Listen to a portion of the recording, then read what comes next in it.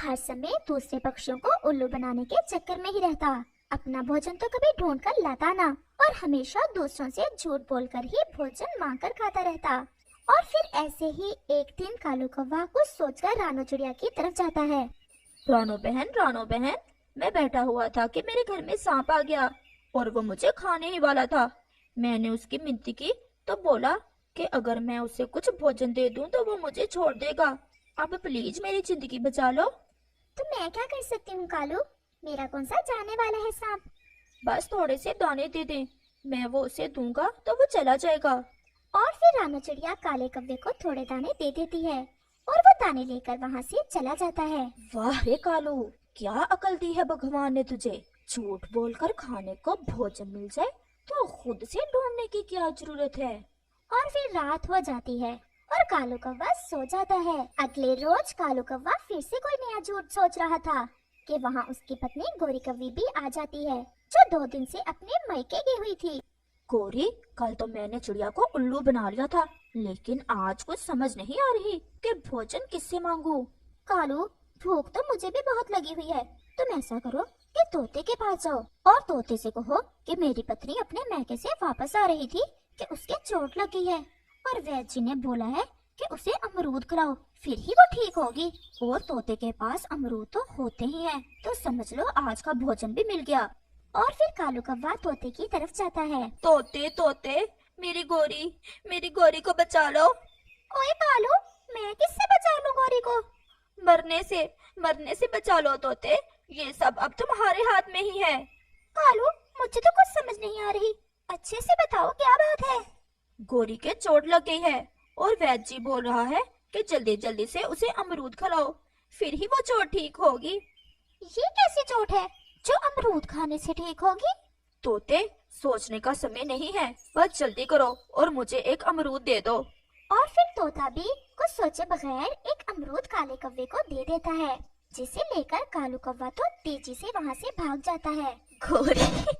गोरी, तोता तो तुम्हारी चोट का सुनकर रोने ही लगा था और जल्दी से मुझे अमरूद दे दिया। ये सब पक्षी तो है ही बुद्धू, एक हम ही है जो सियाने हैं पूरे जंगल में। और फिर रात हो जाती है और वो दोनों सो जाते हैं। ये वैद्य भी कोई पागल ही होगा जिसने कालू से कहा कि गोरी की चोट अमरूद खाने से ठीक होगी। ऐसा सोचते हुए तोता भी सो जाता है। वो चील अपने घोंसले में बैठी हुई थी कि कालू कौवा आज उसे उल्लू बनाने आ जाता है। और कालू कौवा चील के घोंसले में मिठाई देकर चील से ऐसा कहता है। चील दीदी, आज रात में सोया हुआ था कि तुम्हारी माँ जी आई मेरे सपने में। वो मुझसे बोल रही थी कि उसका मिठाई खाने को बहुत मन कर रहा है, लेकिन मैंने बोला कि माँ जी मेरे पास तो मिठाई नहीं है। तो वो बोली कि कालू कौवे बेटा, मेरी बेटी के पास जाना और उसे कहना कि तुम्हें कुछ मिठाई दे दे। मैं कल फिर तुम्हारे सपने में आकर मिठाई ले जाऊंगी और खा लूंगी। बस इतना सुनना था कि चील तो रोने लग जाती है। मेरी माँ को मिठाई बहुत पसंद थी, तुम कालू कौवे ये सारी मिठाई ले जाओ और मेरी माँ जी आज जब तुम्हारे सपने में आए तो सारी की सारी मिठाई उसे दे देना। कालू कौवे के मुंह में तो मिठाई देकर पानी आ रहा था। वह तुरंत वो मिठाई लेकर वहाँ से भाग जाता है। वो थोड़ी दूर एक पेड़ पर बैठकर मिठाई खा लेता है। मिठाई तो इतनी स्वादिष्ट थी कि वो अपनी पत्नी के लिए रखना ही भूल जाता है। ये तो मिठाई मैंने सारी ही खा ली, अब मैं क्या करूं? गोरी तो छोड़ेगी नहीं मुझे। अब तो मुझे कबूतर की तरफ जाना होगा, कोई नया झूठ भी सोचना होगा। क्या सोचूं? हाँ, कबूतर से भी चील वाला ही झूठ बोलता हूँ, ऐसे तो वो जल्दी ही उल्लू बन जाएगा। और फिर कालू कौवा कबूतर की तरफ चला जाता है। वो कबूतर के घर का दरवाजा बजाता है। कौन है? मैं हूँ काला कौवा। कबूतर, जल्दी जल्दी से मुझे थोड़े सरसों के दाने दे दो। कल रात तुम्हारी माँ जी आई थी मेरे सपने में और वो बोल रही थी कि वो सरसों के दाने खाएगी। हो सकता है माँ जी आज फिर आए, इसलिए मैं तुम्हारी तरफ आया हूँ।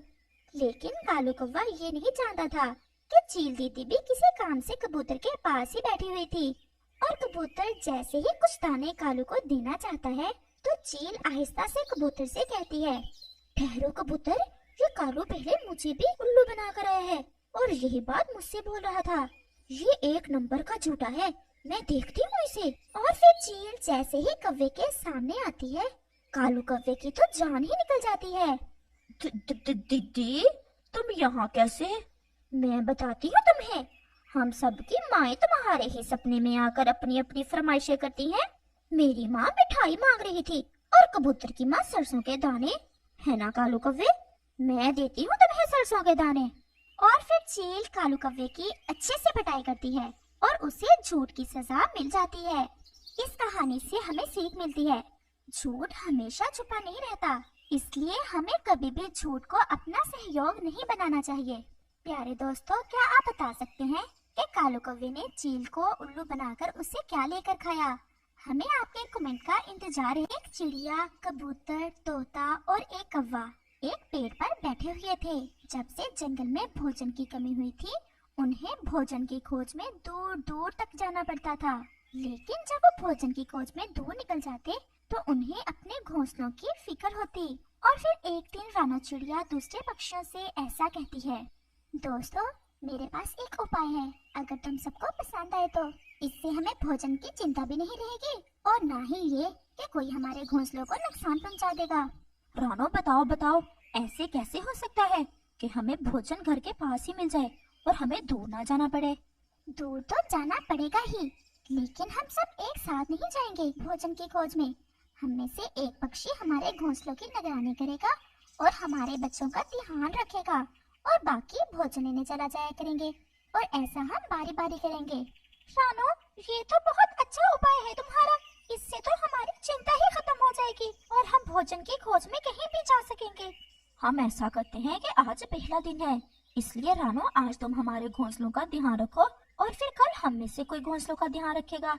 अब हम ज्यादा दूर तक जा सकेंगे और अच्छा अच्छा भोजन ढूंढ सकेंगे। लेकिन कालू, ऐसा ना हो कि जब तुम्हारी बारी हो घोंसलों का ध्यान रखने की तो तुम आवारा फिरते रहो और हमारे बच्चों को कोई नुकसान पहुंचा दे। मैं अपना काम अच्छे से करूँगा। तो फिर चलो दोस्तों।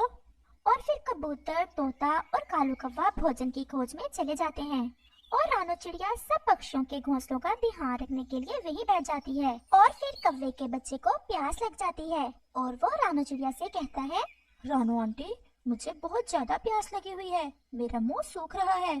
कुकू, जग्गू कौवे को प्यास लगी हुई है, तुम जरा जग्गू के पास बैठो, मैं अभी पास में से ही पानी लाकर इसे पिलाती हूँ।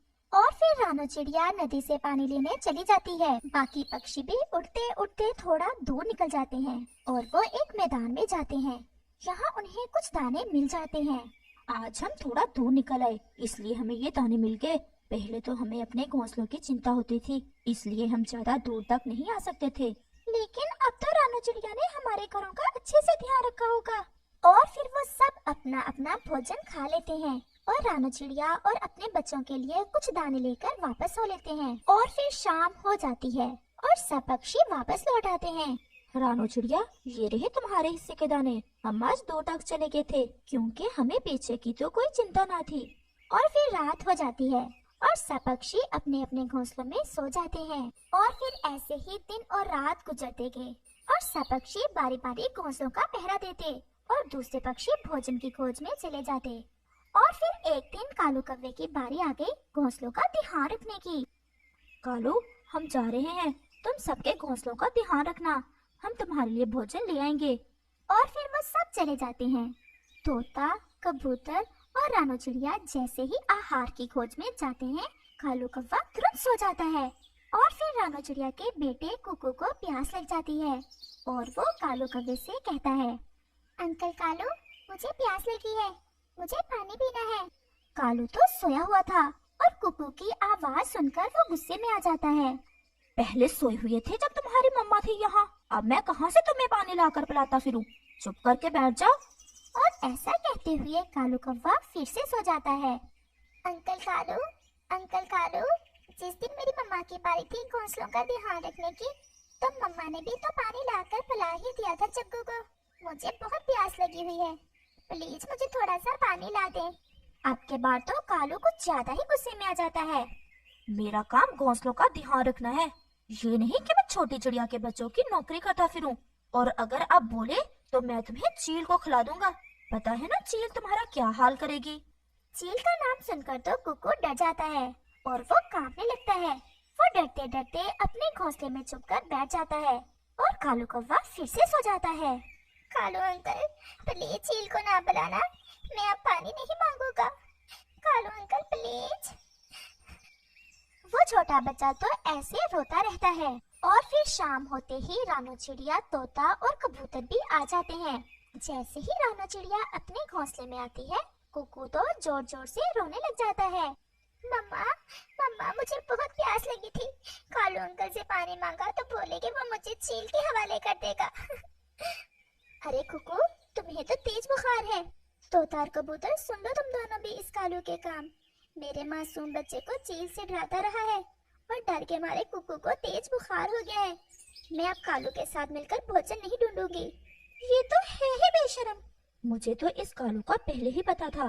कालू, ये खा लो आज का भोजन, और कल से ना ही हम तुम्हें भोजन लेने साथ लेकर जाया करेंगे और ना ही तुमसे कोई दोस्ती रखेंगे। और फिर सब पक्षी कालू कव्वे से दोस्ती खत्म कर लेते हैं और फिर कालू कव्वे को पता चलता है कि दोस्तों के साथ से जिंदगी कितनी आसान थी। बेटा, तुम्हें भूख लगी होगी, मैं तुम्हारे लिए जाके कुछ भोजन लेके आती हूँ।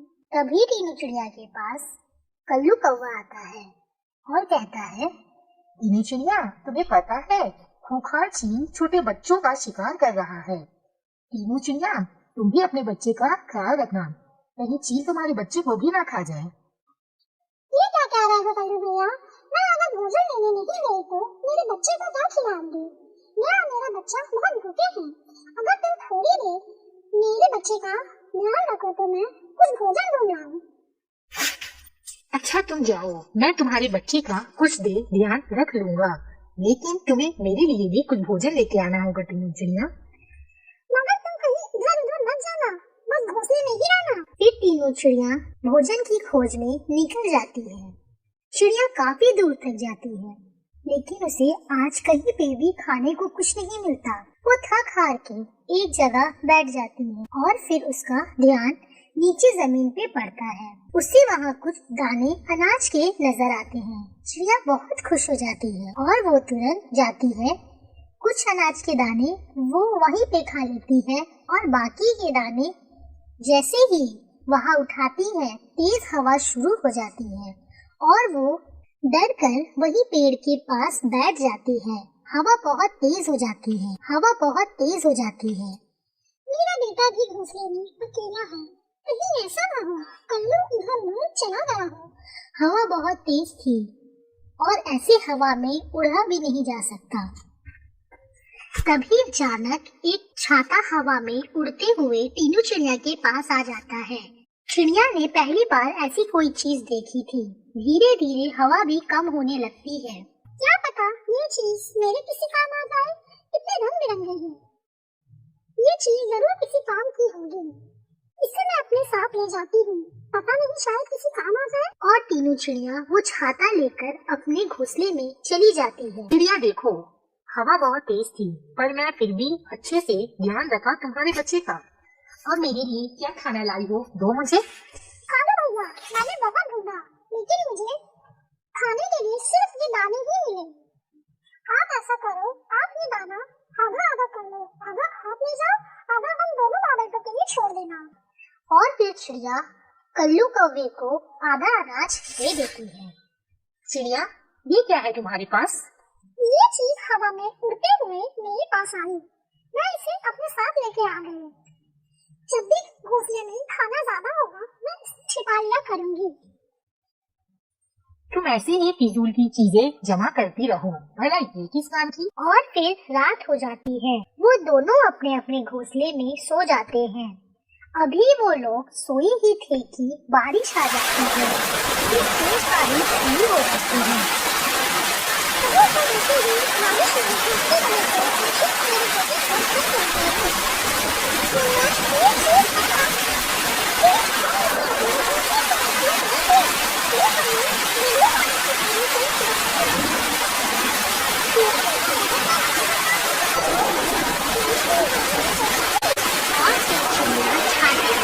घोंसले के ऊपर लगा देती है, इससे बारिश का पानी उसके घोंसले में जरा भी नहीं रुकता है।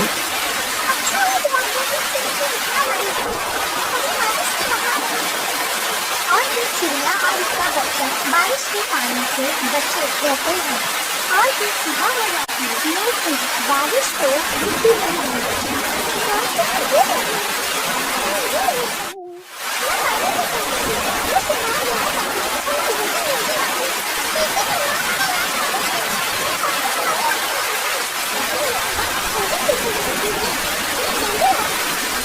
और फिर चिड़िया कालू का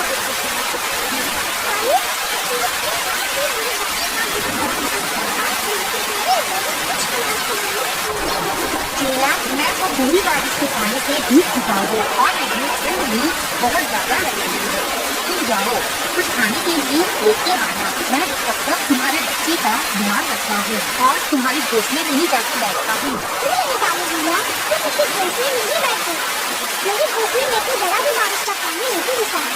तुम मुझे तो ये भी चीज अगर नहीं सुना तो बड़े काम की कर सकते हो। और फिर तीनों चिड़िया भोजन की खोज में चली जाती है। चिड़िया फिर से उसी जगह पे जाती है जहाँ कल उसे अनाज के दाने मिले थे, लेकिन वो दुखी हो जाती है क्योंकि आज वहाँ कुछ भी नहीं रहता है।